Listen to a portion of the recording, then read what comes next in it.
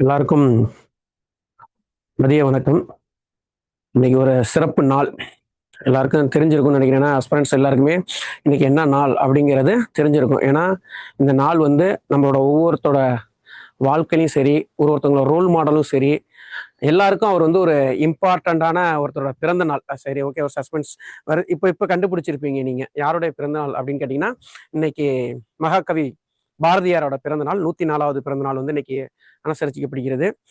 அவரோட கதையெல்லாம் கேட்குறப்போ ரொம்ப இன்ஸ்பயரா இருக்கும். ஏன்னா அந்த காலத்திலே பயங்கர போராட்டங்களுக்கு எதிராக சமூக சீர்திருத்தங்களும் சரி, விடுதலை போராட்டத்திலையும் சரி, எல்லாத்தையும் தன்னை ஈடுபடுத்தி கொண்டு இந்த நாட்டுக்காண்டி உழைத்தவர். ஓகேங்களா?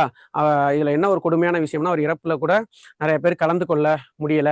இந்த நாட்டுக்காண்டி போராடினவர், அவர் இறப்புல கூட நிறைய பேர் கலந்து கொள்ள முடியலைங்கிறது தான் ரொம்ப வருத்தமான இது. இன்னைக்கு பாரதியாரை பத்தி என்னென்ன தகவல் நிறைய பேப்பர்ல பார்த்தீங்கன்னா, ஏன்னா இப்போ அ கொஸ்டின்ஸ்லாம் பார்த்தீங்கன்னா வந்து புக்ல இருந்து அவுட்டா போயிட்டு இருக்குது. வெளியில இருந்து போயிட்டு இருக்குது. அப்படிங்கிறப்போ நீங்க வந்து நிறைய புக்ஸை நீங்க வாங்கி வாங்கி வாங்கி வாங்கி என்ன பண்ண முடியாது, ரொம்ப படிக்க முடியாது. அதனால அன்னன்னைக்கு நியூஸ் பேப்பர்ல ஒருத்தவங்கள பத்தி ஒரு கட்டுரை வருதுன்னா, அவங்கள பத்தி நிறைய தெரிஞ்சுக்குங்க. ஏன்னா இன்னைக்கு பாரதியாரை பத்தி நிறைய ஆர்டிகல் வந்திருக்குது. பாரதியாருக்கு நம்மளுக்கு தெரியாத ஆர்டிகல். நம்ம வந்து பாரதியாரை பத்தி என்ன தெரியும், மேக்ஸிமம் விடுதலை போராட்டத்தை பத்தி தெரியும். அவர் சூரத்துக்கு போனாருன்னு தெரியும். அவர் யாரோட ஃப்ரெண்ட்ஷிப் வச்சிருந்தாரு தெரியும். அவர் எந்தெந்த பத்திரிகையில வந்து பார்ட்டிசிபேட் பண்ணாதுங்கிறது தெரியும்.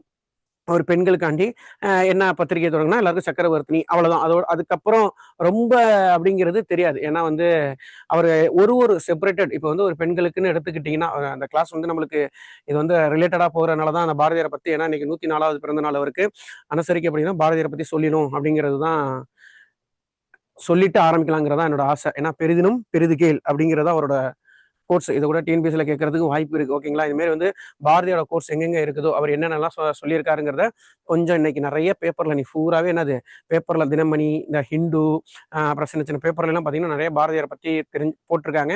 நீங்களும் அடிஷனலாக என்ன பண்ணுங்க, அவர் என்னென்ன நூல் எழுதியிருக்காரு, என்னென்ன கட்டுரைகள் எழுதியிருக்காரு அப்படிங்கிறத கொஞ்சம் என்ன பண்ணுங்க, நோட்ஸ் ரிலேட்டடாக எடுத்து வச்சுக்கிட்டீங்கன்னா, இது எங்கேயாச்சும் ஒரு இடத்துல போயிட்டு உங்களுக்கு ஒரு கொஸ்டின்ஸ் ரொம்ப டஃபா இருக்கு அப்படிங்கன்னா, அந்த இடத்துல எலிமினேட் பண்றதுக்கு ரொம்ப உங்களுக்கு வசதியா இருக்கும். ஓகேங்களா? அதனால இன்னைக்கு பாரதியாரை பத்தி நிறைய விஷயம் தெரிஞ்சுக்கிங்க.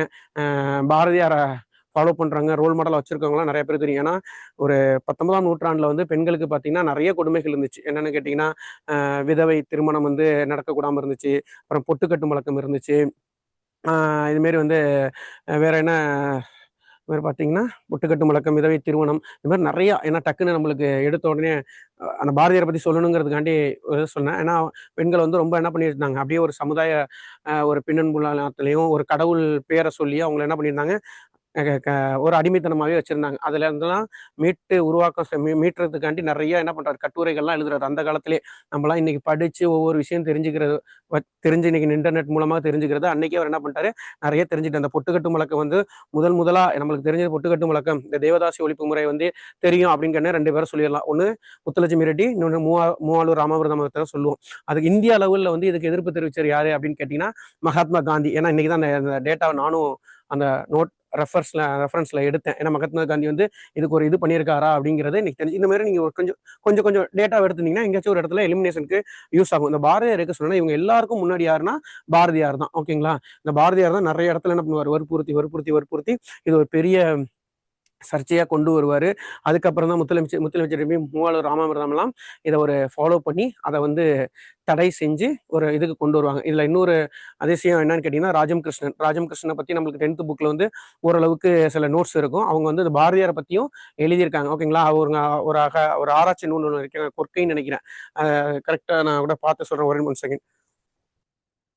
பெண்மைங்கிற ஒரு நூல் வந்து ராஜம் கிருஷ்ணன் எழுதியிருக்காங்க. ஏன்னா பெண்மைங்கிறப்போ நம்ம நிறைய பேர் வந்து பாரதிதாசன், பாரதியார் அப்படின்னு யோசிப்போம். பெண்மைங்கிற நூல்ல வந்து பாரதியார் வந்து தேவதாசி ஒழிப்பு முறையை பத்தி எப்படியெல்லாம் பேசியிருக்காரு அப்படிங்கிற ஒரு ஆராய்ச்சி நூல் எழுதியிருக்காங்க. ஓகேங்களா? இந்த மாதிரி நிறைய இன்னைக்கு பாத்தீங்கன்னா நிறைய இந்த காந்தமானி அப்படிங்கிற ஒரு கட்டுரை எழுதியிருக்கிறாரு. கனவுங்கிற சுயசரிதை எழுதியிருக்கிறாரு. இந்த மாதிரி பாரதியார் பத்தி நிறைய இன்ஃபர்மேஷன் இன்னைக்கு பேப்பர் வந்திருக்கு. அவசியம் போய் இன்னைக்கு எல்லாரும் பண்ணிருங்க, பேப்பரை படிச்சிருங்க. ஏன்னா செப்டம்பர் 11 அப்படிங்கிறது யாரோட பர்த்டேனா பாரதியாரோட பிறந்தது. நம்ம அட்லீஸ்ட் நம்ம அஸ்பிரன்ஸ் என்ன பண்ணும், ஒவ்வொரு தலைவரோட பர்த்டேயாவது நம்ம என்ன பண்ணணும், தெரிஞ்சு வச்சுக்கிட்டு இருக்கணும். ஏன்னா இப்போ கொஸ்டின்ஸ் வந்து அந்த மாதிரியும் கேட்க ஆரம்பிச்சிட்டான். நம்மளுக்கு தெரிஞ்ச மேக்சிமம் பெரியார், அண்ணா, காந்தி அப்படின்னு தெரிஞ்சுட்டு இப்போ வஉசி எல்லாம் பத்தி வஉசி எந்த டேட்ல பிறந்தாரு, எந்த டேட்ல இறந்தாரு அப்படின்னு கொஸ்டின் வருது. பாரதியாரை பத்தி நம்ம எந்தெந்த கொஸ்டின்லாம் அசால்ட்டா நினைக்கிறோமோ அந்த கொஸ்டின்லாம் டக்குன்னு என்ன ஆயிடும், அப்ளிகபிள் ஆகி கொஸ்டினா வந்துடும். அதனால வந்து இந்த டேட்டா அட்லீஸ்ட் இந்த தலைவர்களோட பர்த்டே வந்து மறந்துடாம ஞாபகம் வச்சுங்க. ஓகேங்களா? அதனால இந்த சொல்லிட்டு இன்னைக்கு கிளாஸ் போகலாம். இன்னைக்கு யூனிட் 6 லாஸ்ட் டைம் என்ன கிளாஸ் பார்த்தோம் அப்படின்னு கேட்டீங்கன்னா, எஸ்டிஜியோட ரோல் என்ன, அது என்னோட எய்ம் என்ன, அதுக்கு வந்து என்னென்ன ஃபாலோயிங் இம்ப்ளிமெண்டேஷன்லாம் நடந்துகிட்டு இருக்கு, இதனால என்னென்ன பெனிஃபிட் இருக்குது, இதுக்காண்டி வேற ஏதாச்சும் நடந்திருக்குதா, அதுக்கான டார்கெட் என்ன, இண்டிகேட் என்ன, எத்தனை இலக்கு, இதெல்லாம் வந்து லாஸ்ட் கிளாஸ்ல பார்த்தோம். ஏன்னா எஸ்டிஜியை பத்தி கண்டிப்பா ஒரு கொஸ்டின் வந்துடும் அப்படின்னு நான் சொல்றேன். ஏன்னா குரூப் 2 பொறுத்த வரைக்கும் 25 மேக்ஸ் 75 ஜிகே அப்படிங்கிறப்போ 15 கொஸ்டின் பாலிட்டியில போயிடும். ஓகேங்களா? மீதி இருக்க கொஸ்டின் வந்து யூனிட் 8 யூனிட் 6ல தான் ரொம்ப மேஜரா கவர் பண்ண போறான். அப்படிங்கிறப்போ இந்த எஸ்டிஜி இலக்கு அப்படிங்கிறதுல ஒரு கொஸ்டின் கம்பல்சரி வந்துடும். அப்ப எஸ்டிஜி இலக்கை பத்தி நீங்க எங்கேயுமே மிஸ் பண்ணிடக்கூடாது. 17 இலக்கையும் வரிசைப்படி ஆர்டர் படி எப்படி கேட்டாலும் தெரியும். அதுல சில ஸ்கீம்ஸ் எல்லாம் சொல்லியிருப்போம். அது எல்லா ஸ்கீம்ஸும் நீங்க படிக்க வேண்டியது இல்லை. அந்த ஸ்கீம்ஸ் என்னென்னு மட்டும் தெரிஞ்சு வச்சுங்க. ஏன்னா அது வந்து எக்கனாமிக்ஸ்னு பாக்குறப்போ ஒரு ஸ்கீமோட என்ன சொல்றது, ஒரு பிரீஃபா ஒரு இது கொடுத்துட்டு அது எக்ஸ்பிளனேஷன் கேட்கறான், இல்லைன்னா அது எந்த வருஷம் ஆரம்பிச்சதுன்னு கேட்கறான், இல்லைன்னா அதுல ஏதாச்சும் ஒரு பெனிஃபிட் இருக்கா அப்படிங்கிற மாதிரி எல்லாம் கேட்டிருக்கான். அட்லீஸ்ட் அது என்னென்ன ஸ்கீம்ஸ் அதையும் தெரிஞ்சு வச்சுங்க. எஸ்டிஜி 1, 2, 17 இலக்குலையும் போயிட்டு அது என்னென்ன அப்படிங்கிறத மைனூட்டா ப்ரிப்பேர் பண்ணாதீங்க, மறந்துடும். பின்னாடி ஒரு கொஸ்டின்ஸ் உங்களுக்கு வந்து இது மட்டும் சப்ஜெக்ட் கிடையாது, நிறைய இருக்குது. இங்கிலீஷ் அடுத்து லாங்குவேஜ் 100 மார்க், இங்கிலீஷ் இருக்கு, தமிழ் இருக்கு, 2 இருக்கனால நீங்க வந்து அதை ரொம்ப ஃபோக்கஸ் பண்ணாம அட்லீஸ்ட் என்னென்ன வாட் இஸ் வாட் என்ன படிச்சீங்க. அதுல லாஸ்ட் கிளைம்ஸ் வந்து நான் எஸ்டிஜி இலக்குல வந்து நான் ஒரு கொஸ்டின் கேட்டிருந்தேன், ஸ்கோர் எல்லாம் பத்தி கேட்கறாங்க அப்படின்னு ரிலேட்டடா வந்து ஸ்கோர் வந்து வச்சு அதுல ஸ்கோரை மென்ஷன் பண்ணி என்ன பண்றாங்க கேட்கறாங்க. ஓகேங்களா? அதனால ஸ்கோரை பத்தி இந்த பிடிஎஃப்ல வச்சிருக்கேன், பாருங்க. எஸ்டிஜி இந்தியா லெவல்ல எவ்வளவு ஸ்கோர் எடுத்திருக்கு, தமிழ்நாடு எவ்வளவு ஸ்கோர் எடுத்திருக்கு நோட் பண்ணீங்க. 2025 2025ல எஸ்டிஜி இலக்குல இந்தியாவோட ஸ்கோர் பாத்தீங்கன்னா 67, தமிழ்நாட்டோட ஸ்கோர் பாத்தீங்கன்னா 78. ஏன்னா இப்ப ப்ரீவியஸ் கொஸ்டின் பேப்பர் என்ன பண்ணிருக்காங்கன்னா இந்த ஸ்கோரை வச்சு 71, இந்தியாவோட ஸ்கோர் வந்து 71 அப்படின்னு ஒரு அசசரிஸ்ல வச்சிருக்கான். அது தப்பு. நீங்க வந்து 67, இந்தியாவோட ஸ்கோர் எவ்வளவு 67, தமிழ்நாட்டோட ஸ்கோர் வந்து 78. தமிழ்நாட்டு எத்தனாவது இடத்துல இருக்குன்னா 2வது இடத்துல இருக்கு. ஃபர்ஸ்ட் வந்து கேரளாவும் உத்தரகாண்டும் இருக்கு. உத்தரகாண்ட் தானேங்க? நான் லாஸ்ட் கிளாஸ் சொல்லியிருக்கேன், அதை பார்த்துங்க, ரெஃபர் பண்ணீங்க. 2வது இடத்துல இருக்கு. இப்ப பாத்தீங்கன்னா சுகாதாரத்துல நம்ம என்ன பண்ணிட்டோம், முன்னாடி வந்துட்டோம். ஏன்னா லாஸ்ட் டைம் வந்து 3வது இடத்துல இருந்தோம். இப்ப 2024 25 டேட்டா படி 3வது இடத்துல வந்துட்டோம். இப்ப நடக்க போற உங்களுக்கு வர எக்ஸாம்ல பாத்தீங்கன்னா ஒரு ஒரு ஒரு என்ன சொல்ற ஓப்பன் இது என்ன சொல்றேன், எஸ்டிஜில இருந்தா நிறைய கொஸ்டின்ஸ் உங்களுக்கு இருக்கும். நான் அந்த மாதிரி தான் செட் பண்றேன். எஸ்டிஜி பத்தி இதுக்கு இந்த இந்த இதை தவிர வேற எதுவும் அவனால என்ன பண்ண முடியாது. எஸ்டிஜி லெவல்ல பெரிய லெவல்ல குரூப் 2 லெவல்ல கேட்க முடியாத அளவுக்கு தான் நான் ஒரு கொஸ்டின் எடுத்து வச்சிருக்கேன். அதையும் பாருங்க. எஸ்டிஜி பத்தி நிறைய தெரிஞ்சுங்க. ஓகேங்களா? இதுதான் லாஸ்ட் கிளைம்ஸ். ஃபர்ஸ்ட் கிளாஸ் வந்து என்ன பார்த்தோம் அப்படின்னு கேட்டீங்கன்னா, நம்மளோட அட்மினிஸ்ட்ரேஷன் ரோல், நம்ம தமிழ்நாடு எப்படி இருக்கு, ஒவ்வொரு மாவட்டத்திலும் என்னென்ன சிறப்பு இருக்குது, ஒவ்வொரு மாவட்டத்திலும் எது பெனிஃபிட்டா இருக்கு, எக்கனாமிக்கல் லெவலில் என்னென்னலாம் எந்தெந்த மாவட்டங்கள் பெரிய லெவலில் அச்சீவ்மெண்ட்ஸ் பண்ணியிருக்குது அப்படிங்கிறத பார்க்குறோம். இதை இன்னும் பார்த்தீங்கன்னா ஸ்கூல் புக்கை ரெஃபர் பண்ணுங்க. ஏன்னா வந்து நம்ம வந்து எல்லாத்தையுமே என்ன பண்ண முடியாது, கன்வே பண்ணிட முடியாது. அட்லீஸ்ட் அது போற வழி எப்படி இருக்குது அப்படிங்கிறத நம்ம சொல்ல முடியும். அந்த போற வழியை நீங்க தெரிஞ்சுக்கிட்டீங்கன்னா அடுத்தடுத்து படிக்கிறதுக்கு உங்களுக்கு என்ன இருக்கும், ஈஸியா இருக்கும். ஓகேங்களா? அதனாலதான் சொல்றேன், இந்த சப்ஜெக்டை பொறுத்த வரைக்கும் என்ன பண்ணுவோம், டெய்லி நியூஸ் பேப்பர் கலெக்ட் பண்ணிக்கிட்டே இருங்க. ஏன்னா இது வந்து எல்லாத்து கூட மிங்கிள் ஆகும். கரண்ட் அஃபேர்ஸோட மிங்கிள் ஆகும், தமிழ்நாடோட மிங்கிள் ஆகும். உங்களுக்கு என்னன்னு மேல சார் நிறைய கிளாஸ் இந்த எக்கனாமிக்ஸ் வைக்கிறப்ப இதே மிக்ஸ் பண்ணி தான் நடத்திட்டு இருக்கிறதுனால நீங்க என்ன பண்ணுங்க, இதை வந்து டெய்லி நியூஸ் பேப்பர், அந்த சின்ன சின்ன ஸ்கூல் புக்ல உள்ள டேட்டாக்களை வந்து மிஸ் பண்ணாதீங்க. ஏன்னா 2017 18 அப்படிங்கிற மாதிரியும் நம்மள்ட்ட கொஸ்டின் கேட்டுறான். பிறப்பு விகிதம் எவ்வளவு இருக்கு, இறப்பு விகிதம் எவ்வளவு இருக்கு, எவ்வளவு எந்த எந்த இந்தியாவிலேயே தமிழ்நாட்டிலே எந்த பகுதி வந்து 100% இறப்பு விகிதத்தை கம்மி பண்ணிருக்கு, விருதுநகர்லாம் தமிழக அரசுல வந்துருச்சு. ஓகேங்களா? இது நான் டெய்லி உங்களுக்கு என்ன பண்ண முடியாது, சொல்லிக்கிட்டே இருக்க முடியாது. ஏன்னா சொன்னா எனக்கு தான் மனப்பாடம் மித்திர, உங்களுக்கு அது காதுல கேட்டு மறந்துடும். அதனால வந்து ஒவ்வொரு டேட்டாவையும் நீங்க ஒரு ரெஃபர் பண்ணி எழுதி வச்சுக்கிட்டாதான் அது யூஸா இருக்கும். ஓகேங்களா?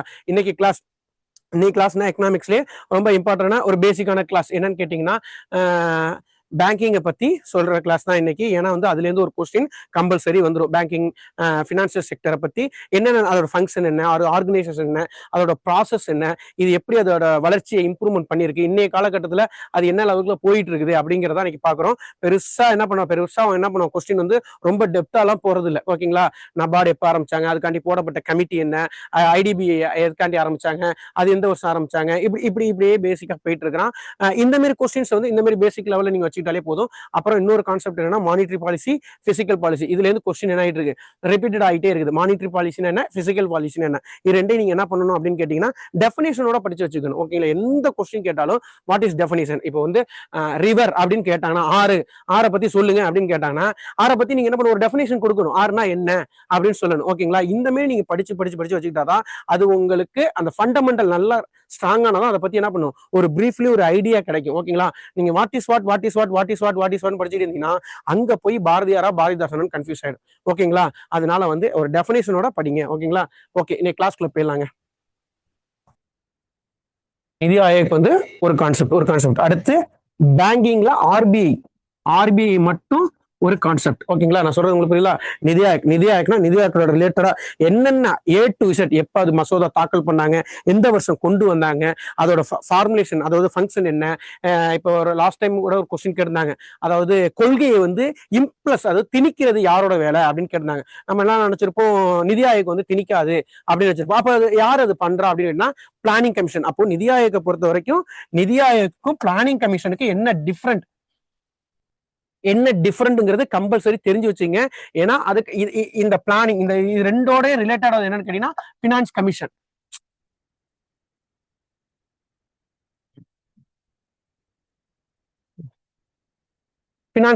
இப்போ இதை வந்து என்ன பண்ணிட்டாங்க, டோட்டலா அபாலிஷ் பண்ணிட்டாங்க. நிதி ஆயோக் தான் கரண்ட்ல ரன்னிங் ஆயிட்டு இருக்கு. அப்ப நிதி ஆயோக்கும் பினான்ஸ் கமிஷனுக்கும் என்னென்ன ரிலேட்டிவ், புரியுதுங்களா? இது மூணு கனெக்டிவா இருக்கணும். இப்போ எது கேட்டாலும் உங்களுக்கு எதை பண்ணிடுவாங்க, கன்ஃபியூஸ் பண்ணிடக்கூடாது. இப்போ பிளானிங் கமிஷனை பொறுத்த வரைக்கும் உங்க 5 இயர் பிளான், ஓகேங்களா, அது ரிலேட்டடா தான் கொஸ்டின் போயிட்டு இருக்காங்க. இதை தூக்குனதுனால 5 இயர் பிளான்ல டார்கெட், அவன் என்ன சொல்றான், டார்கெட் பேஸ் பண்ணி இதெல்லாம் அச்சீவ் பண்ணிச்சு, எந்தெந்த 5 ஆண்டு திட்டங்கள் அச்சீவ் பண்ணிச்சு, எந்தெந்த 5 ஆண்டு திட்டங்கள் இடையில வந்து போருக்கால நிறுத்தப்பட்டிருந்துச்சு, அப்ப இருந்த பிரதமர் யாரு, இந்த மாதிரி கொஸ்டின்ஸ் எல்லாம் அவன் கேட்கறான். அதுக்கான மாடல் லாஸ்ட் டைம்லாம் பாத்தீங்கன்னா மகள் நோபல் மாடல் எதுக்குன்னு கேட்டிருந்தான், ஹேமர் டோமர் மாடல் எதுக்குன்னு கேட்டிருந்தான், காட்கில் மாடல் எதுக்குன்னு கேட்டிருந்தான். இதெல்லாம் ரிப்பீட்டடா என்ன பண்ணிட்டு இருக்கான், கேட்டுக்கிட்டே இருக்கான். இப்ப அடுத்த கட்டத்துக்கு அவன் என்ன போறான் அப்படின்னு கேட்டீங்கன்னா என்ன பண்றான், ஃபர்ஸ்ட் மாடல்ல என்னென்ன அச்சீவ்மெண்ட்ஸ், எதுக்கெல்லாம் போட்டாங்க, வேளாண்மைன்னு தெரியும், வேளாண்மை ரிலேட்டடா அச்சீவ்மெண்ட்ஸ் ஆனிச்சா. அடுத்து என்ன பண்றாங்க, ரெண்டாவது இண்டஸ்ட்ரியல்ஸ்ல அச்சீவ்மெண்ட்ஸ் ஆனிச்சா. ஓகே, இதெல்லாம் பண்ணிட்டாங்க. சமூக நீதிக்குன்னு எதுவும் 5 இயர் பிளான் போட்டாங்களா அப்படின்னு கேட்டீங்கன்னா போட்டாங்க. 9வது ஐந்தாண்டு திட்டம்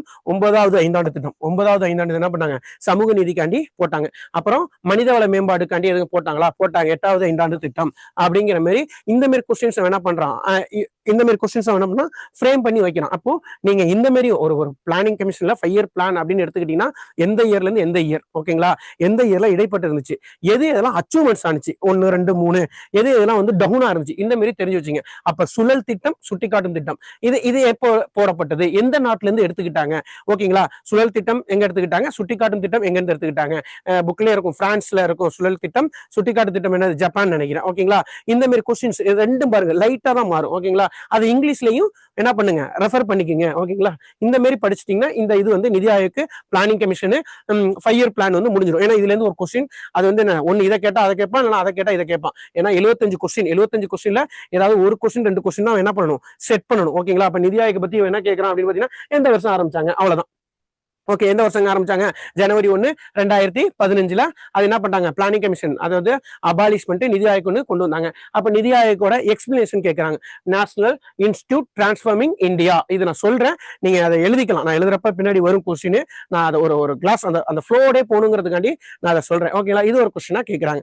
ஓகே, நிதி ஆயோக்கோட ஃபங்க்ஷன்ஸ் என்ன அப்படின்னு கேட்டீங்கன்னா ஒண்ணுதாங்க, கூட்டுறவு கூட்டாட்சியை மேம்படுத்தணும். அது மாநிலங்கள் என்ன பண்ணும், எல்லா மாநிலங்களையும் டெவலப் பண்ண வைக்கிறதுக்கு ஐடியாஸ் கொடுக்கணும். நான் சொல்றது உங்களுக்கு திங்க் ஐடியா, அதாவது என்ன, திங்க் தியரி, அது மாதிரி திங்க் டேங்க் தான் சொல்லுவாங்க. அதாவது நிதி ஆயோக்கை பொறுத்த வரைக்கும் அது ஒரு திங்க் டேங்க் தான். இது வந்து சச்சரவுகளை தீர்க்கிறது, அப்புறம் பிரச்சனைகளை இன்வால்வ் ஆகுறது, அமைச்சர்களுக்கு இடையில என்ன பண்றது, சண்டை சச்சரவுகளை தீர்க்கிறது, மாநிலங்களுடைய பிரச்சனையை தீர்க்கிறது, இப்படி எல்லாம் அதோட வேலை கிடையாது. மாநிலங்களை டெவலப் பண்றதுதான் இதோட வேலை. ஓகேங்களா. மாநிலங்களை டெவலப் பண்றது, கூட்டுறவு கூட்டாட்சியை வளர்க்கறதா இதோட வேலை.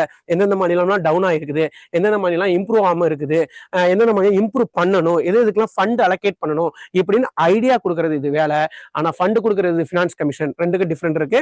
பினான்ஸ் கமிஷன் அப்போ நிதி ஆயோக் வந்து கான்ஸ்டிடியூஷன்ல இதை பத்தி சொல்லப்பட்டிருக்கா அப்படின்னு கேட்டா கான்ஸ்டிடியூஷன்ல பத்தி சொல்லப்படல. ஓகேங்களா. ஏன்னா கொஸ்டின்ஸ்ல இது வைப்பான், இந்திய அரசியலமைப்பில் கூறப்பட்டுள்ள ஆர்கனைசேஷன் என்ன அப்படின்னு கேட்பான். நிதி Aayog, planning commission, finance commission 5 year plan அப்படின்னு சொல்லியிருப்பான். இதுல என்ன பண்ண நிதி ஆயோக்கை பத்தி என்ன பண்ண எந்த ஒரு ஆர்டிகல் எதுவும் இருக்குதா, நிதி ஆயோக்னு எதுவும் ஆர்டிகல் இருக்கா, கிடையாது. அப்ப கான்ஸ்டியூஷன்ல சொல்லப்படல. அப்ப எது கான்ஸ்டியூஷன் சொல்லப்பட்டிருக்கு அப்படின்னு கேட்டீங்கன்னா ஃபினான்ஸ் கமிஷன் சொல்லப்பட்டிருக்கு, ஆர்டிகல் 280. அப்ப ஃபினான்ஸ் கமிஷன்ல என்னென்ன ஃபங்க்ஷன்ஸ் எல்லாம் வருது, அவங்களோட ரோல் என்ன, ஓகேங்களா, இது மாதிரி தெரிஞ்சுங்க. எத்தனாவது ஃபினான்ஸ் கமிஷன் போயிட்டு இருக்குது.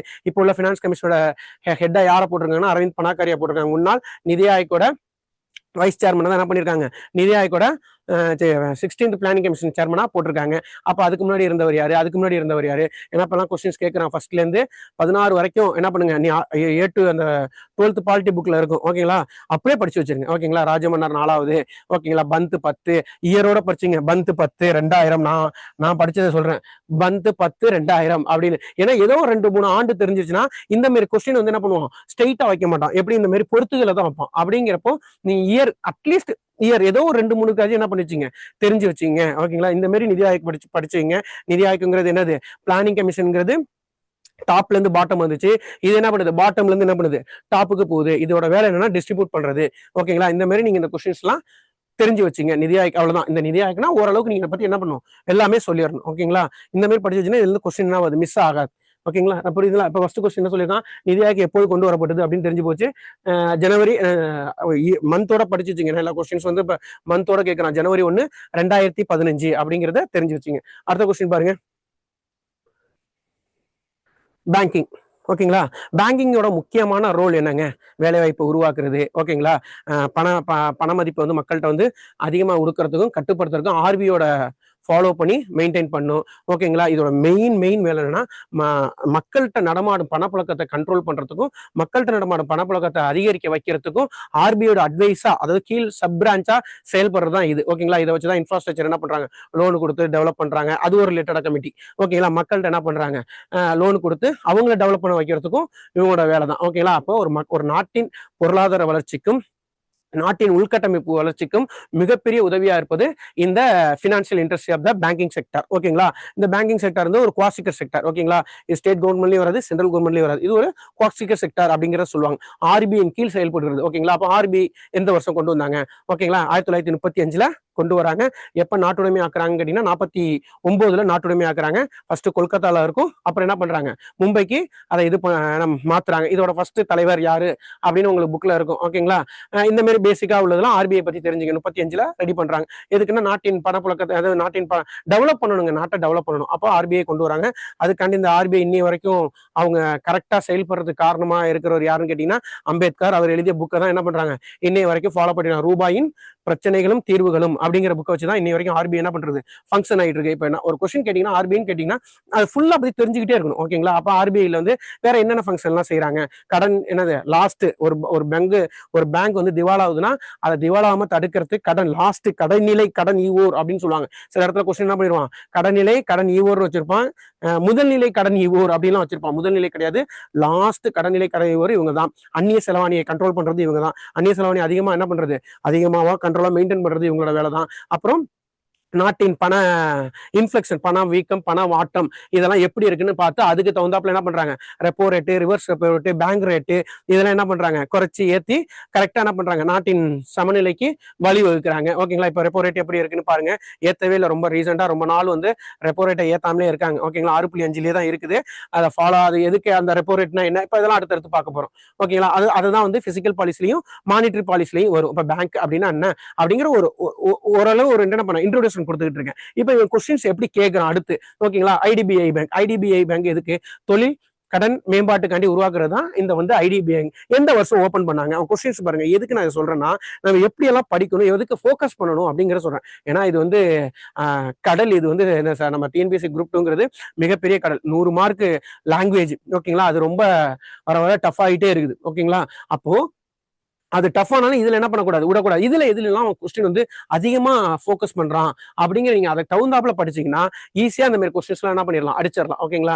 அந்த மாதிரி பார்த்து கொஞ்சம் கொஞ்சமா நான் சொல்றேன். இப்போ வந்து ஐடிபிஐனா எடுத்த உடனே இந்த பாருங்க, இந்த மாதிரி ஆன்சர் மட்டும் படிக்காதீங்க. ஐடிபிஐனா என்ன, அதோட ஃபங்க்ஷன் என்ன, ஐடிபிஐங்கிற முதல்ல எதுக்காண்டி கொண்டு வந்தாங்க, டெவலப்மெண்ட் இன்ஃப்ராஸ்ட்ரக்சர்காண்டி கொண்டு வந்தாங்க. சும்மா அதுலேயே பேர்லேயே இருக்குது. இப்போ அது கொஞ்சம் மாடிஃபை ஆயிடுச்சுன்னு வச்சுங்களேன். அப்போ எந்த வருஷம், அதுக்கப்புறம் படிச்சீங்கன்னா இது ஈஸியா இருக்கும். ஐடிபிஐ எந்த வருஷம் வந்துச்சு, 1976. ஓகே, அப்ப 75ல எதுவும் நடந்துச்சு. என்ன நடந்துச்சுன்னா ஆர்ஆர்பி அப்படின்னு ஒரு கான்செப்ட் கொண்டாங்க. அதாவது ரீஜனல் ரூரல் பேங்க். ஓகேங்களா, ரயில்வே ரெக்ரூட்மெண்ட் போர்டு கிடையாது, ரீஜனல் ரூரல் பேங்க். அதாவது கிராமப்புற மக்களுக்கு அவங்களோட தொழிலும் வளர்றதுக்கு, அவங்களோட விவசாயம் மேம்பாடு அடைகிறதுக்கு அவங்க வந்து என்ன பண்றாங்க, இந்த மாதிரி வட்டி கொடுக்குறவங்கள்ட்ட நிறைய வட்டி வாங்கி நிறைய தற்கொலை இந்த மாதிரிலாம் நடக்கிறதுனால அவங்களையும் மேல இடத்துக்கு கொண்டு வரதுக்கு ஆர்ஆர்பிங்கிற கான்செப்ட் வந்து 1975ல கொண்டு வராங்க. அப்போ இன்ஃப்ராஸ்ட்ரக்சர் பாருங்க, 1975ல மக்கள் மேம்பாடு அடைகிறதுக்கு ஆர்ஆர்பி கொண்டு வராங்க. அதை பேஸ் பண்ணி என்ன பண்றாங்கன்னா 1976ல ஐடிபிஐ கொண்டு வராங்க. ஓகே, ஆர்ஆர்பி உருவாக்குறதுக்கு காரணமா இருந்த கமிட்டி என்ன அப்படின்னு கேட்டீங்கன்னா நரசிம்மன் கமிட்டி அப்படின்னு சொல்லுவாங்க. எதுக்கு இந்த ஆர்ஆர்பி அப்படிங்கிறத இப்ப கரண்டா நியூஸ்ல இருக்குது. ஏன்னா வந்து எல்லா ஆர்ஆர்பியையும் மெர்ஜ் பண்ணிட்டாங்க. தமிழ்நாட்டுல 2 ஆர்ஆர்பி தான் இருக்குது. என்னது, பாண்டியன், பல்லவன். ஓகேங்களா, பாண்டியன்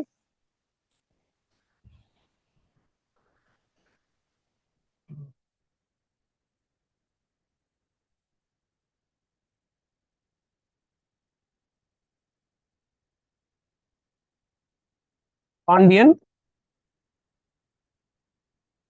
பல்லவன் 2 ஆர்ஆர்பி தான் இருக்குது. இதோட ஹெட் குவார்டர் எங்க இருக்குன்னு பாத்தீங்கன்னா சேலத்துல இருக்கு. ஓகேங்களா,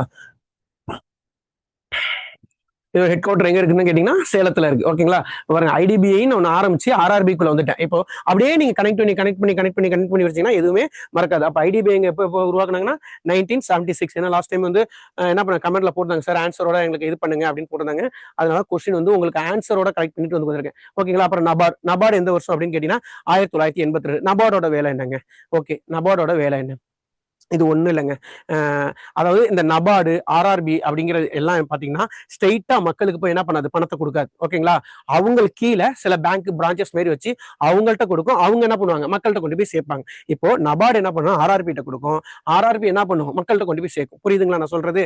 இப்ப நபார்டு, இப்ப ஆர்ஆர்பிக்கு நபார்டுக்கு டிஃபரெண்ட் புரியுதா? ரெண்டும் ஒரே வேலை தான். யாருக்குன்னா கிராமப்புற மக்களுக்கு, விவசாயிகளுக்கு லோன், கடன், அவங்களோட டெவலப் இன்ஃப்ராஸ்ட்ரக்சரை டெவலப் பண்றதுக்காண்டி உருவாக்கப்பட்டது நபார்டு. நபார்டு என்ன பண்ணும், ஸ்ட்ரெயிட்டா வந்து மக்கள்கிட்ட என்ன பண்ண முடியாது, கடன் கொடுக்க. நீங்க ஆர்ஆர்பில போயிட்டு சேவிங் அக்கௌண்ட் ஓபன் பண்ண முடியுமா? முடியாது. நீங்க எங்க பண்ணணும், நேஷனலைஸ் பேங்க்லயோ இல்லைன்னா ஒரு பிரைவேட் ஆர்ஆர்பி, அது ரீஜன் ரிசர்வ் பேங்கால் அப்ரூவல் பட்ட பேங்க் மூலமா தான் நீங்க என்ன பண்ண முடியும், சேவிங்ஸ் அக்கௌண்ட் இது மாதிரி ஓபன் முடியும். அது மாதிரி நபார்டு கிட்ட நீங்க என்ன பண்ண முடியாது, ஸ்ட்ரெயிட்டா போய் அப்ரோச் பண்ண முடியாது. நீங்க ஆர்ஆர்பி கிட்ட தான். சரிங்க, அப்போ நபார்டு வந்து எந்த வருஷம் ஓபன் பண்ணதுன்னா 1982. இதுக்காண்டி போடப்பட்ட கமிட்டி என்னன்னா சிவராமன் கமிட்டி. ஓகேங்களா,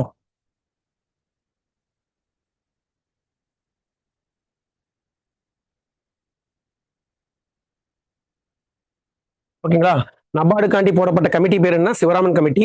நபார்டோட ஃபங்க்ஷன் என்ன, விவசாயிகளுக்கு அவங்களோட இன்ஃப்ராஸ்ட்ரக்சர் டெவலப் பண்றதுக்கு லோன் கொடுக்கறது நபார்டோட வேலை. இது எந்த வருஷம் உருவாக்கப்பட்டுச்சுன்னா 1982. ஓகேங்களா, அடுத்து இது மாதிரி எழுதுறது, அடுத்த கொஸ்டின் பாக்குறது உங்களுக்கு கஷ்டமாச்சுன்னா நீங்க கமெண்ட்ல போடுங்க. ஏன்னா நான் பாட்டு எழுதுறேன். அடுத்த கொஸ்டின் வந்து உங்களுக்கு புரியுதா அப்படிங்கறத, நீங்க தெரியுதா இல்ல இன்னும் ஜூம் பண்ணணுமாங்கிறத கமெண்ட்ல போட்டுருங்க. அடுத்து வந்து விவசாய மறுகடன் மேம்பாட்டு கழகம். இது எல்லாமே விவசாயம், இந்த நபார்டு கீழே வருதாங்க. இது எந்த வருஷம் ஓபன் பண்ணாங்க அப்படின்னு கேட்டீங்கன்னா 1951ல ஓபன் பண்ணிருக்காங்க. இதுதான் என்ன பண்றாங்க, முதல்ல உருவாக்கியிருக்காங்க.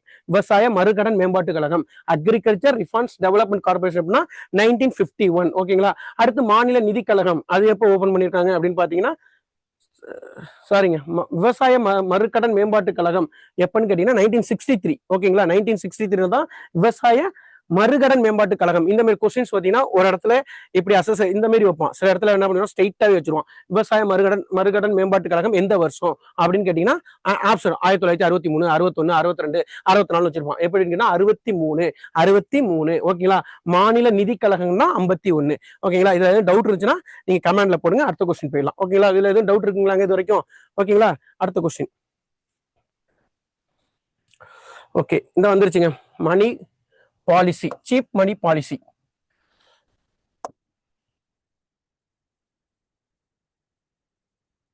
சீப் மணி பாலிசி. ஏன்னா நான் திருப்பி சொல்றேன், சில எக்கனாமிக்ஸையும் பாலிட்டியையும் மட்டும் நீங்க இங்கிலீஷ்ல பாத்துக்கோங்க. ஏன்னா தமிழ்ல வந்து எப்படி வேணாலும் ரெஃபர் அந்த இதை மாத்திரும். ஓகேங்களா, சீப் மணி பாலிசி முதல்ல வந்து மானிட்டரி பாலிசி, பிசிக்கல் பாலிசி என்னன்னு முதல்ல ஒரு டெஃபினேஷன் கொடுத்துறேன். மானிட்டரி பாலிசி யார் ஃபங்க்ஷன் பண்ணுவோம், பிசிக்கல் பாலிசியை யார் ஃபங்க்ஷன் பண்ணுவா அப்படின்னு முதல்ல தெரிஞ்சுங்க. Monetary policy maximum, monetary policy யார் ஓகேங்களா? முதல்ல இது 2 டிஃபரண்ட் தெரிஞ்சுங்க. மானிட்டரி பாலிசியை ஃபங்க்ஷன் பண்றது யாரோட வேலைன்னு கேட்டீங்கன்னா, ஆர்பிஐயோட வேலை. பிசிக்கல் பாலிசியை ஃபங்க்ஷன் பண்றது யாரோட வேலைன்னு கேட்டீங்கன்னா, பாராளுமன்றத்தோட வேலை. என்னங்க அப்படின்னா, இது என்ன 2க்கும் என்னங்க டிஃபரண்ட் அப்படின்னு கேட்டீங்கன்னா, இது ஒண்ணும் இல்லைங்க. இப்போ ரீசெண்டா இன்னைக்கு ஒரு ஒரு ஒரு வாரத்துக்கு முன்னாடி ஒரு நியூஸ் வந்துச்சு. பாத்தீங்களான்னு தெரியல. ஜிஎஸ்டியோட வரி விகிதத்தை வந்து என்ன பண்ணிட்டாங்க? குறைச்சிட்டாங்க. பாத்தீங்களான்னு தெரியல. எத்தனை முன்னாடி 5 விதமா இருந்துச்சு. 0, 12, 18, 28, 0, 5, 5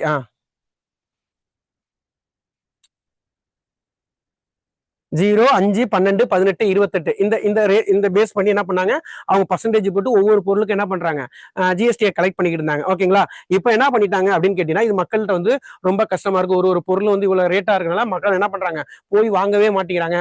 வாங்கவே மாட்டேங்கிட்டு இருக்கனால என்ன அந்த பொருள் வந்து ஸ்டாக் அப்படியே விழுது. அப்போ உற்பத்தி குறையுது. உற்பத்தி குறையிறனால என்ன ஆகுது அப்படின்னு கேட்டீங்கன்னா, வேலை வாய்ப்பு என்ன ஆகும்? இன்னும் குறையும். அப்போ வாங்கும் சக்தி என்ன ஆகிட்டு இருக்கும்? குறைஞ்சிரும். அப்ப இந்த மாதிரிலாம் போயிட்டு இருந்துச்சுன்னா விலைவாசி எல்லாம் ஒரு கட்டத்தில் ஏறிடும். மக்கள்கிட்ட பணம் தட்டுப்பாடு வந்துடும். அப்படிங்கறதுனால என்ன பண்ணிட்டாங்க அப்படின்னு கேட்டீங்கன்னா, இது ஒரு கவர்மெண்ட் சூப்பரா ஒரு ஸ்கீம் எடுத்துட்டு இந்த இதெல்லாம் எடுத்துட்டு 5, 18 மட்டும் வச்சுட்டாங்க. ஓகேங்களா? இப்ப தீபாவளிக்குலாம் நிறைய ஆஃபர் போடுறாங்க. அதை பார்த்து தெரிஞ்சுங்க. ஓகேங்களா? இந்த மாரி வந்து பர்சன்டேஜ் அந்த மாதிரி ஏத்தி இறக்கி இந்த மாதிரி வேலையெல்லாம் பார்த்து மானிட்டரி பாலிசி பண்ற இந்த மாதிரி வட்டி விகிதங்கள்ல இன்ட்ரெஸ்ட்டை ஏத்துறது இறக்குறது யாரோட வேலைன்னு கேட்டீங்கன்னா ஆர்பிஐ வேலை. அது என்ன அதுக்கு என்ன சொல்லுவாங்கன்னா மானிட்டரி பாலிசி. இந்த மானிட்டரி பாலிசியில தான் டிஃப்ரெண்ட் டைப் இருக்குது. என்னன்னு கேட்டீங்கன்னா repo rate, reverse repo rate,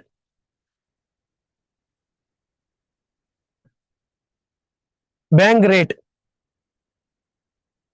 இதை ஃபாலோ பண்ணி தான் என்ன பண்ணுவாங்க? இந்த இன்ட்ரெஸ்ட் என்ன பண்ணுவாங்க? மேல கீழே மாத்தி மாத்தி செட் பண்ணிட்டு இருப்பாங்க.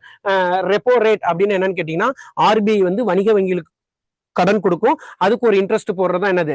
Repo rate. Reverse repo rate அப்படின்னு என்னன்னா பேங்க் கிட்ட பணம் அதிகமாச்சுன்னா அந்த பணத்தை என்ன பண்ணும்?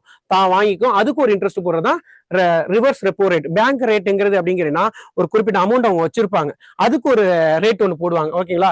அது வந்து பேங்க் ரேட். இந்த மூணையும் வந்து ஃபாலோ பண்றது யாருன்னு கேட்டீங்கன்னா ஆர்பிஐயோட வேலை.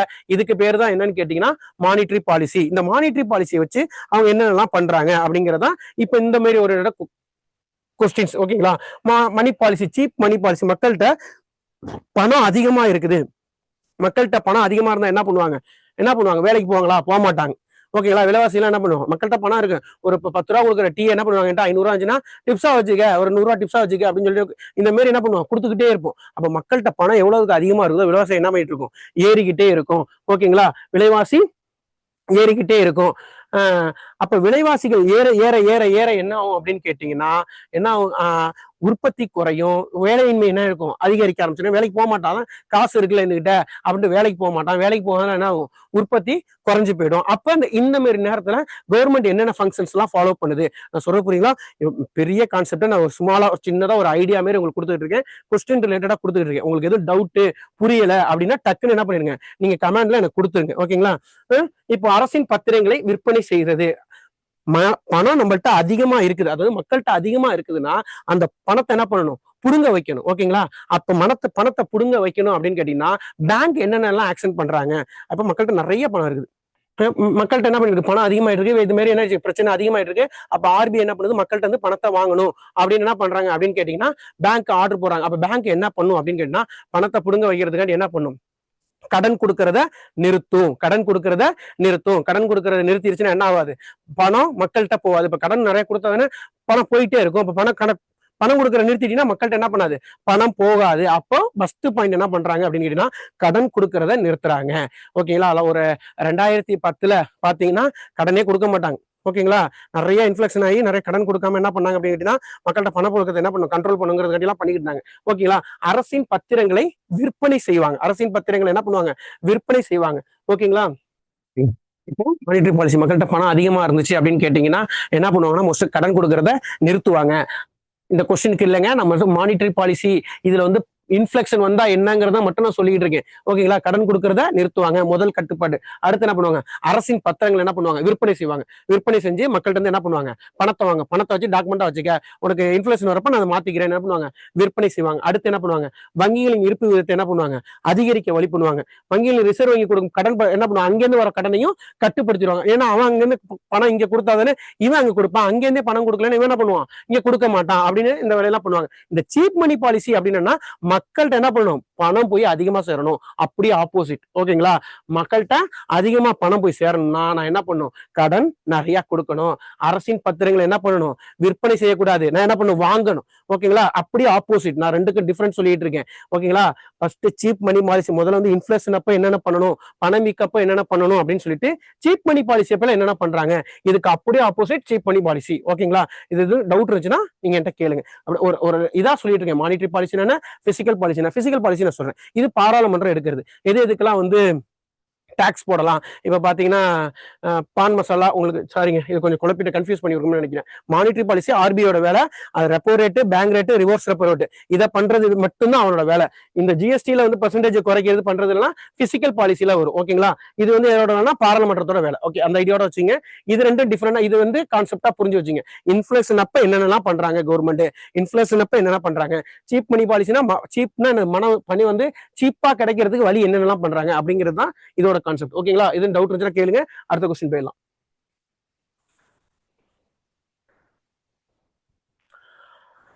ரீஃபினான்ஸ் இன்ஸ்டிடியூட், இந்த இதுதாங்க நான் சொன்னேன்.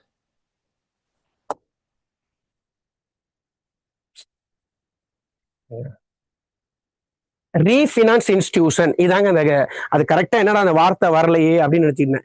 ரீஃபினான்ஸ் இன்ஸ்டிடியூஷன் அப்படின்னா என்னன்னா, மக்கள்கிட்ட அவங்க நேரா என்ன பண்ண மாட்டாங்க, தொடர்பு கொள்ள மாட்டாங்க. உதாரணமாக எக்ஸாம்பிள் என்னன்னு கேட்டீங்கன்னா, ஆர்பிஐ, நபார்டு, முத்ரா, இவங்கெல்லாம் பாத்தீங்கன்னா ரீஃபினான்ஸ் இன்ஸ்டிடியூட். இவங்கெல்லாம் யாருன்னா ரீஃபினான்ஸ் இன்ஸ்டிடியூட். என்ன அப்படின்னு கேட்டீங்கன்னா, இவங்க என்ன பண்ணுவாங்க, மக்கள்கிட்ட நேரா தொடர்பு இருக்க மாட்டாங்க. இவங்களுக்கு கீழே என்ன பண்ணுவாங்க, சம் பிரான்ச்சஸ் வச்சிருப்பாங்க. அவங்க மூலமா என்ன பண்ணுவாங்க, மக்கள்கிட்ட பணம் கொடுப்பாங்க. இதான் இதோட வேலை. இவன் என்ன கேட்கிறான், ரீஃபினான்ஸ் இன்ஸ்டிடியூட் எது அப்படின்னு கேட்கிறான். NABARD, national banking agriculture rural development, தேசிய வேளாண்மை ஊரக வளர்ச்சி, அதாவது ஆர்ஆர்பியை சொல்றான். மத்தது பாருங்க, இந்திய ஆயில் காப்பீட்டு கழகம். நீங்க நேராக தொடர்பு கொள்கிறீங்களா, நேரா பணம் போடுவீங்க, நேரா என்ன பண்ணுவீங்க, இன்சூரன்ஸ் செஞ்சுக்குவீங்க. யூனியன் யூனிட் என்னது, யூனிட் ட்ரஸ்ட் ஆஃப் இந்தியா, இதுல என்ன பண்ணுவீங்க, நேரா போய் இன்சூரன்ஸ் போடுவீங்க, ஸ்கீம்ஸ் எல்லாம் ஃபாலோ பண்ணுவீங்க. மாநில நிதி கழகத்துல என்ன பண்ணுவீங்க, நீங்க போய் டைரக்டா என்ன பண்ணலாம், பினான்ஸ் அசஸர் பண்ணிக்கலாம். ஆனா இந்திய வேளாண் மற்றும் ஊரக வளர்ச்சியில நீங்க என்ன பண்ண முடியாது, இது பண்ண முடியாது. இதான் ரீஃபினான்ஸ் இன்ஸ்டிடியூட், ரீஃபினான்ஸ் இன்ஸ்டிடியூட். ஓகேங்களா, அடுத்த கொஸ்டின்.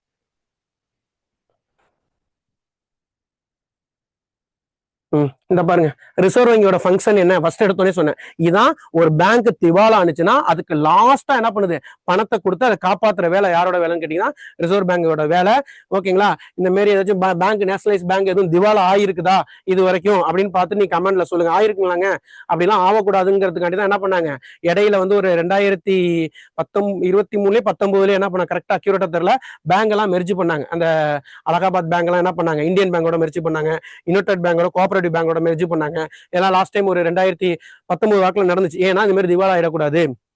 திவாலா ஆயிடுச்சுன்னா என்ன ஆயிடும், ஷேர் எல்லாம் குறைஞ்சு போயிடும். அப்புறம் ரொம்ப இன்ஃபிளேஷன் அதிகமாகி மக்கள்கிட்ட பணம் இல்லாம போயிடும். பணம் இல்லாம போயிடுச்சுன்னா அது பெரிய பிரச்சனை ஆயிடுங்கிறதுக்காண்டி மெர்ஜ் எல்லாம் பண்ணாங்க. இது வந்து குரூப் 4 ஒரு குரூப் 1 கொஸ்டின்ல கூட கேட்டாங்க, பேங்கை மெர்ஜ் பண்றதுனால என்னென்ன பெனிஃபிட், ஏன் மெர்ஜ் பண்ணாங்க அப்படிலாம் கொஸ்டின் கேட்கறாங்க.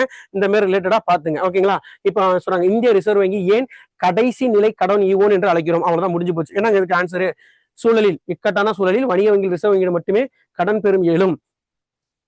ஃபர்ஸ்ட் நாங்க காகித பணத்தை அச்சடிக்கிறதா இதோட இந்த கடைசி நிலை இதோட வேலை. பேங்க் திவாலா ஆயிடுச்சு. ஓகேங்களா, திவாலா போகுது. அப்போ அதை காப்பாதணும் என்னன்னா, அவங்களுக்கு கடன் வாங்குறது யாரோட வேலை, ரிசர்வ் பேங்கோட வேலை. இவ்வளவுதான், இது ரொம்ப போட்டு இது பண்ணிக்காதீங்க. அப்புறம் இந்த பாருங்க, அடுத்த கொஸ்டின்.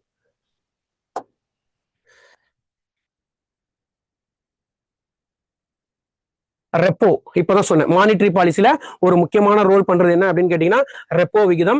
இந்த ரெப்போ விகிதத்தை ஃபாலோ பண்றது இந்த ரெப்போ விகிதத்தை வந்து ஃபங்க்ஷன் பண்றது யாரோட வேலைன்னா ஆர்பிஐயோட வேலை. ஓகேங்களா, இப்ப லாஸ்ட் டைம் வந்து என்னது, ஆர்பிஐ வந்து எவ்வளவு வச்சிருக்கணும், 6.5 வச்சிருக்குது. அப்போ ரெப்போ விகிதம் என்பது என்ன, நான் தான் சொன்னேன், repo rate, reverse repo rate, bank rate அப்படின்னு மூணுக்கும் டிஃபரன்ஸ் சொன்னேன்.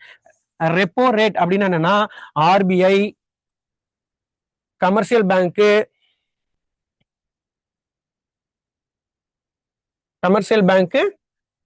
இன்ட்ரெஸ்ட்டுக்கு பணம் கொடுக்கும். ஓகேங்களா, அது வந்து ரெப்போ ரேட். ரிவர்ஸ் ரெப்போ ரேட்னா கமர்ஷியல் பேங்க் கிட்ட இருந்து ஆர்பிஐ என்ன பண்ணும், கடன் பணத்தை வாங்குறதுக்கு ஒரு இன்ட்ரெஸ்ட் கொடுக்கும், அதான் ரிவர்ஸ் ரெப்போ ரேட். இப்போ அவன் என்ன கேட்கிறான், ரெப்போ என்னங்கிறான், ரிசர்வ் வங்கி வணிக வங்கிகளுக்கு அடுக்கும் கடன் வட்டியை குறிக்கிறது. புரியுதுங்களா? நான் ஆரம்பத்துல சொன்னேன், அப்படியே ஒரு பேசிக்கா சொன்னதான் என்ன பண்றான், கொஸ்டினா கேட்டுக்கிட்டு இருக்கான். ஓகேங்களா? இப்ப புரிஞ்சிருச்சுன்னா, வணிக வீத கொள்கை, தள்ளுபடி வீத கொள்கை, இதெல்லாம் வந்து என்னன்னா இந்த பிசிக்கல் பாலிசி, மானிட்டரி பாலிசியில வரக்கூடிய இது. ஓகேங்களா? இங்க என்ன ரெப்போ விகிதம். ரெப்போ விகிதம்னா ஆர்பிஐ வந்து வணிக வங்கிகளுக்கு கொடுக்குற கடன். ஓகேங்களா? பாருங்க, அடுத்து வந்துருச்சு பாருங்க, ஆர்ஆர்பி எந்த வருஷம் உருவாக்குனாங்க, 1975 சொன்னேன். அதுக்காண்டி போடப்பட்ட கமிட்டி என்ன அப்படிங்கிற சொன்ன, நரசிம்மன் கமிட்டி அப்படின்னு சொன்னேன். நிறைய ஆர்ஆர்பி இருக்கு, இதெல்லாம் மெர்ஜ் பண்ணிட்டாங்கன்னு சொன்னேன். என்னென்ன ஆர்ஆர்பி இருக்குன்னு கேட்டேன். என்னென்ன கேட்டேன்னா பல்லவன், பாண்டியன் இருக்குன்னு. அதை அப்படியே என்ன பண்ணிட்டான், கொஸ்டின்ஸ்ல வச்சுட்டான் பாருங்க. தமிழ்நாட்டில் எத்தனை கிராம வங்கிகள் இருக்குன்னா பல்லவனும் பாண்டியனும் 2 மட்டும் தான் இருக்கு. ஹெட் குவார்டர் எங்கன்னு கேட்டீங்கன்னா சேலத்துல இருக்கு. ஓகேங்களா?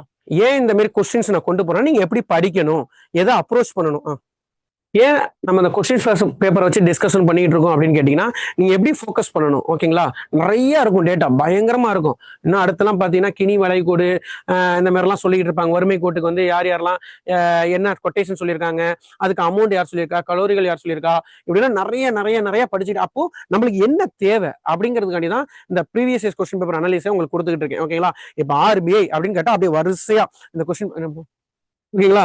அதனாலதான் இந்த மாதிரி கொஸ்டின்ஸ் வச்சு நான் டிஸ்கஸ் பண்ணிருக்கேன். இது டிஸ்கஸ் பண்ண கொஸ்டின் எப்படி வருது பாருங்க. நம்ம ஃபர்ஸ்ட்ல எடுத்தோடனே நிதி ஆயோக்னு பார்த்தோம். நிதி ஆயோட என்னென்ன ஃபங்க்ஷன்ஸ், அதோட கனெக்டிவிட்டி எல்லாம் என்னன்னு பார்த்தோம். அடுத்து பேங்க்னா என்னன்னு பார்த்தோம். பேங்கோட கனெக்டிவிட்டி எல்லாம் என்னன்னு பார்த்தோம். அப்படியே போயிட்டு இருக்க கொஸ்டின்ஸ் என்ன அது ரிலேட்டடா அப்படியே கொஸ்டின் வந்துகிட்டு இருக்கு.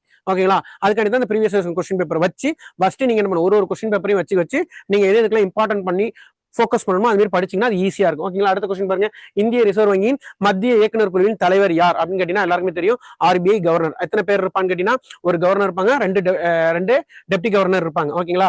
பண மதிப்பு இழப்போ யாருங்க கவர்னரா இருந்தது, பண மதிப்பு இழப்பு நம்மளுக்கு செஞ்சாங்களே ஒரு 2016 நவம்பர் 8 மறக்க முடியாத நாள். ஏன்னா அன்னைக்குதான் பண மதிப்பு இழப்பு செஞ்சாங்க. எவ்வளவு ரூபா நோட்டாங்க பண மதிப்பு இழப்பு செஞ்சாங்க அப்படின்னு கேட்டீங்கன்னா 500 ரூபாயையும்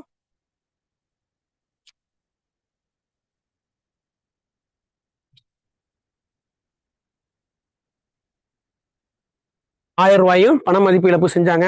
அதனால அன்னைக்கு பெரிய இதே சந்திச்சு. ஏன்னா பேங்க்லயே போய் வாசல்ல என்ன பண்ணுவாங்க, ஒரு நாள் 2 நாள் 3 நாள் எல்லாம் கிடந்தாங்க. அதுக்கு பதிலாக என்ன பார்த்தாங்கன்னா புதிய 500 ரூபாயையும் 2000 ரூபாயும் ரிலீஸ் பண்ணாங்க. ஓகேங்களா?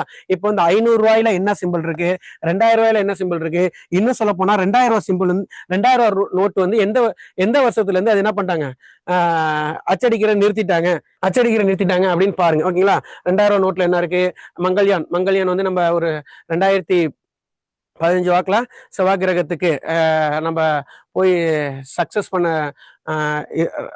நினைவாக என்ன பண்றாங்க, 2000 ரூபாய் நோட்ல நம்ம அந்த மங்கள்யானை வந்து செட் பண்ணாங்க. ஓகேங்களா?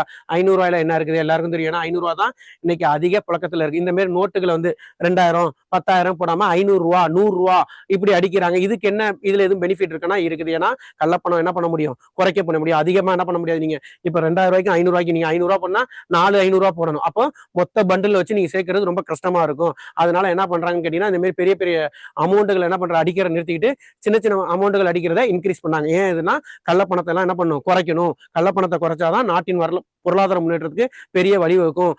எல்லாரும் என்ன பண்ணுவாங்க, டெவலப்மெண்ட் ஆவாங்க அப்படிங்கிறதுக்கான இந்த மாதிரி பெரிய பெரிய நோட்டுகள் அடிக்கிறது நிறுத்திட்டு 500 ரூபாய் மட்டும் வச்சிருக்காங்க. 1000 ரூபாய் புழக்கத்துல இருக்கான்னு கேட்டா புழக்கத்துல கிடையாது. எப்ப அது போனுச்சுன்னா நவம்பர் 8 2016. ஓகேங்களா? அப்போ அந்த பண மதிப்பு இழப்பு செய்யறப்போ ஆர்பிஐ கவர்னர் யாரு இருந்துன்னா உர்ஜித் பட்டேல் இருந்தார். ஓகேங்களா? உர்ஜித் பட்டேல் இருந்தார். இப்ப எத்தனாவது, இப்ப ஆர்பிஐ கவர்னர் யாருங்க, இப்ப ஆர்பிஐ கவர்னர் பாத்தீங்கன்னா சஞ்சய் மல்கோத்ரா வந்திருக்கிறார். ஓகேங்களா? 16வது ஆர்பிஐ கவர்னரா, 16 26 அது மட்டும் கொஞ்சம் ரெஃபர் பண்ணிங்க. ஓகேங்களா? ஏன்னா 6ல தான் முடியும். ஓகேங்களா? சஞ்சய் மல்கோத்ரா இப்ப ரீசெண்டா வந்துட்டார். இவங்களோட பதவிக்காலம் 3 ஆண்டுகள் இருக்கும். ஓகேங்களா? இதெல்லாம் கொஞ்சம் அவுட் டெட் எண்டா இருந்தாலும் நீங்க மெயின்ஸ் படிக்கணும் அப்படிங்கிறப்போ ஒரு ரெஃபரா எழுதணும், ஆர்பிஐ பத்தி சொல்றான் அப்படின்னு கேட்டீங்கன்னா நீங்க ஆர்பிஐ பத்தி இவ்வளவு தெரிஞ்சிருந்தா மட்டும் தான் அதுல போய் எழுத முடியும். இல்லைன்னா சும்மா போயிட்டு உர்ஜித் பட்டேல் சஞ்சய் மல்கோத்ரா கவர்னர் போட்டு எழுதினா அது 10 மார்க் 5 மார்க் எழுத முடியாது. அதனால இந்த மாதிரி டேட்டாவா அதோட பேக்ரவுண்டு, அதோட ஸ்ட்ரக்சரு, அதோட ஃபங்க்ஷன்ஸ், அதோட அச்சீவ்மெண்ட்ஸ். ஏன்னா இப்ப ஆர்பிஐ வந்து நிறைய என்ன பண்ணிருக்காங்க, ஆப் எல்லாம் ரெடி பண்ணி கொடுத்துக்கிட்டு இருக்காங்க. ஓகேங்களா? இந்த மாதிரி இந்த பிரஸ் ஜார் அப்படிங்கிற ஒரு ஆப் எல்லாம் ரெடி பண்ணிட்டு இருக்காங்க. அது வந்து என்ன சொல்றது, வேர்ல்டு எக்கனாமிக் ஃபோரம் மட்டும் அவார்டு எல்லாம் வாங்கிட்டு இருக்குது. இந்த சைபரை குறைக்கிறதுக்கெல்லாம் வழி பண்ணிட்டு இருக்காங்க. 1930 இந்த மாதிரி பேங்க் சைபர் இதெல்லாம் வந்து குறைக்கிறதுக்காண்டி இந்த மாதிரி டோல் ஃப்ரீ நம்பர்லாம் கொடுத்துட்டு இருக்காங்க. இல்லை ஏடிஎம்லையும் இருக்கும். ஓகேங்களா? இந்த மாதிரிலாம் ஃபாலோ பண்ணி இந்த மாதிரி கொஸ்டின்ஸை பார்த்துங்க. ஓகேங்களா? அடுத்த கொஸ்டின்ஸ் அவ்வளவுதான். ரிசர்வ் வங்கி தான். ரிசர்வ் வங்கி ஃபங்க்ஷனை படிச்சுட்டீங்கன்னா கண்டிப்பா ஒரு கொஸ்டின் முடிஞ்சிருச்சு. அடுத்து என்ன கொஸ்டின், இந்திய ரிசர்வ் வங்கியின் பணம் சாராத பணிகள்.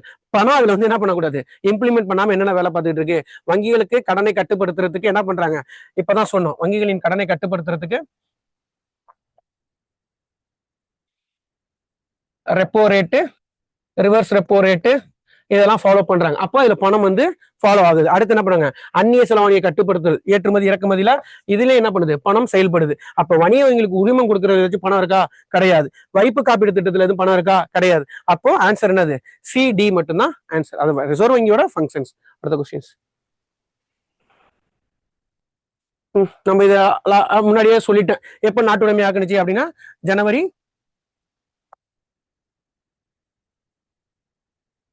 ஜனவரி 1 1949. எப்ப வந்துச்சு அப்படின்னு கேட்டீங்கன்னா, எந்த சட்டம், 35 சட்டம், 35 சட்டம் படி ஆர்பிஐ வந்து உருவானுச்சு. ஓகேங்களா. முதல்ல எங்க இருந்துச்சுன்னா கொல்கத்தால இருந்துச்சு. அப்புறம் என்ன ஆயிடுச்சு, மும்பைக்கு வந்துருச்சு. எப்ப நாட்டுடைமை ஆக்குனாங்கன்னு கேட்டீங்கன்னா ஜனவரி 1 1949. மானிட்டரி பாலிசி, பிசிக்கல் பாலிசி இன்னும் அழகா கிளியரா டெஃபினேஷன் கொடுக்குற மாதிரி கொஸ்டின் செட் ஆயிடுச்சுங்க. Monetary policy, fiscal policy. நான் என்ன சொன்னேன், மானிட்டரி பாலிசி மேக்சிமம் யார் வச்சிருப்பா, ஆர்பிஐ வச்சிருப்பா. பிசிக்கல் பாலிசி யார் வச்சிருப்பா, பாராளுமன்றம் வச்சிருப்பாங்க. இந்த ரெண்டு இடத்துக்கு என்ன, எந்த இடத்துல எப்படி டிஃபரெண்ட் ஆகுது அப்படிங்கிறதையும் நான் சொல்லிட்டேன். இப்ப பாருங்க, நிதி கொள்கை, நிதி கொள்கைனா மானிட்டரி பாலிசி. மானிட்டரி பாலிசியோட வேலை என்ன அப்படின்னு இப்ப நீங்க எதுவும் கமெண்ட்ல எதுவும் சொல்ல முடியுமா, கமெண்ட்ல எதுவும் சொல்ல முடியுமா, வரி விதிப்பு. நான் அதையும் சொன்னேன், வரி விதிக்கிறது யாரோட வேலை, வரி விதிக்கிறது யாரோட வேலை, பாராளுமன்றத்தோட வேலை. அப்ப பாராளுமன்றங்கிறது எதை கண்ட்ரோல் பண்ணும் கேட்டீங்கன்னா பிசிக்கல் பாலிசியை கண்ட்ரோல் பண்ணும். அப்ப பிக்கு 4. ஓகேங்களா, பிக்கு 4. பிக்கு 4க்கு வேற எங்கேயாச்சும் இருக்காங்க, இந்த இருக்கு. இது ஒண்ணு கண்டுபிடிச்சிட்டீங்கன்னா மத்தது கண்டுபிடிச்சிடலாம். அடுத்து என்ன சொன்னேன், ரொப்ப இருக்கு விகிதம். இதுதான் வந்து ரெப்போ ரேட். இதை வச்சுதான் என்ன பண்றாங்க, மக்கள்கிட்ட பணம் அதிகமா வேணுமா வேணாமாங்கிறத முடிவு பண்றாங்க. இந்த ரெப்போ ரேட் முடிவு பண்ற ஃபாலோ பண்றது என்ன பண்ணுவாங்கன்னா மானிட்டரி பாலிசி அப்படின்னு ஒரு திட்டம் வச்சிருக்காங்க. அந்த மானிட்டரி பாலிசியை கண்ட்ரோல் பண்றது யாருன்னு கேட்டீங்கன்னா ஆர்பிஐ. ஆர்பிஐ நிதி கொள்கை பினான்ஸ், இது வந்து யாருது, ஆர்பிஐ. அப்ப 1-3. ஓகேங்களா, ஆர்பிஐ. அடுத்து என்ன, ஆர்பிஐ என்ன பண்ணுது, கடன் விநியோகம் பண்றது. கடன் விநியோகம் பண்றது ஆர்பிஐயோட வேலை. இந்த ஆர்பிஐ வந்து நாணயத்தாள்களை வெளியிடுது. ஓகேங்களா, கடன் கட்டுப்பாடு வந்து கடன் விநியோகம். ஓகேங்களா, எப்படி இந்த கொஸ்டின்ஸ் பாருங்க, அப்ரோச் பாருங்க. நான் சொன்ன ஃபர்ஸ்ட் இடத்துல சொன்னேன், அது எப்படி கொஸ்டின்ஸா வருதுன்னு பாருங்க. அடுத்த கொஸ்டின்ஸ். ஓகே, இவ்வளவுதாங்க அவங்க வந்து பேங்கிங் செக்டாரு, பினான்சியல் இந்த மாதிரி இடத்துல கொஸ்டின் கேட்கறாங்க. அடுத்து அவங்க என்ன வேற மாதிரி எப்படி கேட்பாங்கன்னு கேட்டீங்கன்னா, இப்போ எக்கனாமிக் என்ன பண்றாங்க, நம்மளோட பாலிசி எல்லாம் ரிலீஸ் பண்றாங்க, நிதி கொள்கை பாலிசி எல்லாம் ரிலீஸ் பண்றாங்க.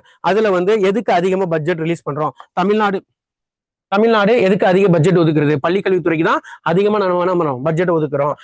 நம்மளுக்கு எதன் மூலமாக அதிக வருமானம் கிடைக்குது அப்படின்னு கேட்டீங்கன்னா டாக்ஸ் மூலமாக அதிக வருமானம் கிடைக்குது. எந்த டாக்ஸ்னா கார்பரேட் டாக்ஸ், இந்த மாதிரி டாக்ஸ். இதெல்லாம் வந்து என்னன்னா உங்களுக்கு இப்ப இந்த லாஸ்ட் டைம் நடந்த கூட்டத்தொடரப்ப என்ன பண்ணிருப்பாங்க, ஒரு பெரிய ஒரு பிடிஎஃப் ஒன்று கொடுத்துருப்பாங்க. அதுபடி அந்த பிடிஎஃப்ல இருந்து என்ன பண்றாங்க, அடுத்த கொஸ்டின் கேட்கறாங்க. அதை கூட உங்களுக்கு நான் கொடுக்க சொல்லிடுறேன். இவ்வளவுதாங்க இந்த கொஸ்டின்ஸை பொறுத்த வரைக்கும். எக்கனாமிக்ஸை பொறுத்த வரைக்கும் பேங்க்ல எப்படி கொஸ்டின் கேட்கறாங்க, நிதி ஆயோக்ல எப்படி கேட்கறாங்க, இந்த பேங்கிங்னு போறப்ப அதுக்குள்ள எப்படி எல்லாம் போறாங்க, அதுக்குள்ள போனீங்கன்னா ஆர்பிஐயோட ஃபங்க்ஷன்ஸ் இந்த மாதிரி ரிலேட்டடா தான் கேட்கறாங்க.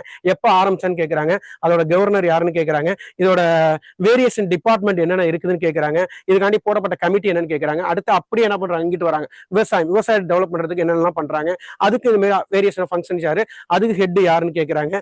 ஓகேங்களா, அப்புறம் வேற என்ன பண்ணுவோம், இன்னும் நிதி ஆயோக் பத்தி இன்னும் டெப்தா போகல. ஏன்னா இன்னைக்கு வந்து பேங்கிங் மட்டும் தான் நான் சொல்லியிருக்கேன். ஓகேங்களா, பேங்கிங்ல எப்படி எல்லாம் கொஸ்டின்ஸ் போறாங்க.